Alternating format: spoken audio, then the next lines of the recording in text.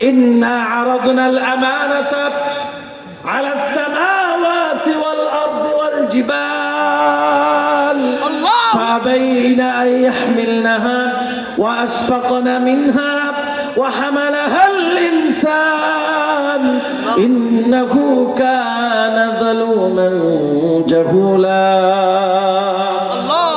আল্লাহ পাক সর্বপ্রথম কোরআন নাজিল করতে চেয়েছিলেন আসমানের উপরে। আসমান বলে আমার দ্বারা সম্ভব না। আল্লাহ পাক বলেন, আসমান তোমার এত ক্ষমতা, এত বিশাল, তুমি ফাকাদাহুন্না সাবআ সামাওয়াত, তুমি তো 7 স্তরে বিভক্ত হয়েছো, তোমার তো অনেক শক্তি, তুমি কেন 1.5 কেজি ওজনের এই সামান্য কোরআনের লোড দিতে পারবে না? ওই আসমান বলতেছে, আল্লাহ এটা ওজনে হতে পারে মাত্র 500 গ্রাম, কিন্তু এর তাকত, আধ্যাত্মিক শক্তি আরো অনেক বিশাল, যা আমার মতো আসমানের পক্ষেও সম্ভব না। এরপরে আল্লাহ পাক বললেন, জমিন তোমাকে দেই কোরআন, তুমি নাও।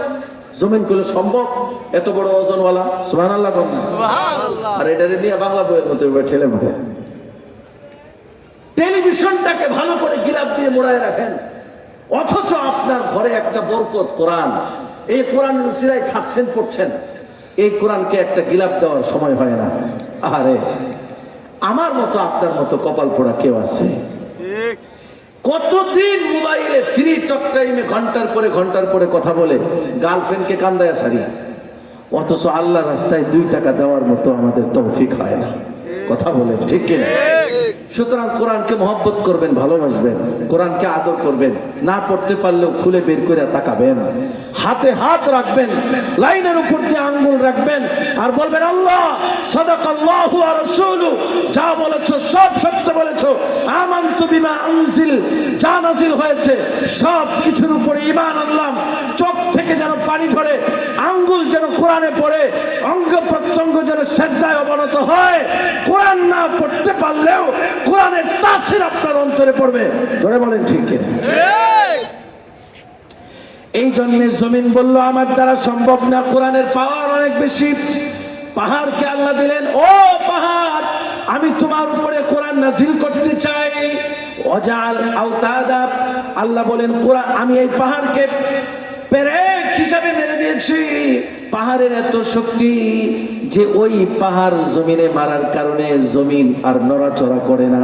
ওই পাহাড়ের এত শক্তি হওয়ার পরেও ওই পাহাড়কে যখন আল্লাহ পাক বললেন, আমি তোমার উপরে কোরআন নাজিল করতে চাই, পাহাড় বলল, আমার দ্বারাও সম্ভব না। এরপরে আসছে মাত্র 3.5 ফিট উচ্চতার একজন মানুষ। আসমানকে দিলেন, আসমান নেয় না। তাম জমিনকে দিলেন, জমিন নেয় না। পাহাড় গ্রহণ করে না। কিন্তু মাত্র 3.5 হাত লম্বা একটা মানুষকে যখন আল্লাহ পাক বললেন, ও মানুষ, আমি তোমাকে কোরআন দিতে চাই, মানুষ বলল, আল্লাহ ওয়া হামালাহাল ইনসান, মানুষ বলতেছে, আল্লাহ ওই কোরআন আমারে দাও, আমি নিব। আল্লাহু আকবার, আল্লাহু আকবার। আল্লাহ তখন চিন্তা করলেন, 3.5 ফিট লম্বা একটা মানুষ, 3.5 হাত লম্বা, 5 ফিট 6 ফিট উচ্চতার একটা মানুষ, সে বলে কোরআন নিবে, এটা কেমন কথা? কি আজীব! ইন্নাহু কানা, এই মানুষ, জালুমান, তুই তো একটা জালেম, জাহুলা, ইন্নাহু কানা যালুমান জাহুলা, তুই তো একটা জালেম, মূর্খ। আচ্ছা, আল্লাহর কথা মানলে আল্লাহর প্রশংসা করা উচিত না গাল দেওয়া উচিত? আল্লাহ দেখে রাগ করে মানুষকে আরো বকা দিলে, একটা জালেম, তুই একটা জালেম, মূর্খ। আসলে এখানে প্রশংসা করা উচিত ছিল, আসলে আল্লাহ পাকের কি করা উচিত ছিল? প্রশংসা। কিন্তু আল্লাহ পাক করলেন কি? ধমক দিলেন। আসলে এটা ধমক না, এটা ভালোবাসার ধমক। কথা বলেন ঠিক কি?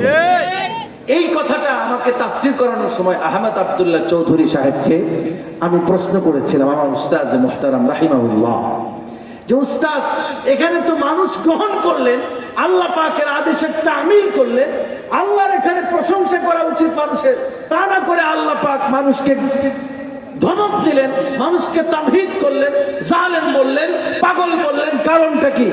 তখন আমার উস্তাজ মুহতারাম বলেছিলেন, এটা ধমক নয়, এটা ভালোবাসার আদর।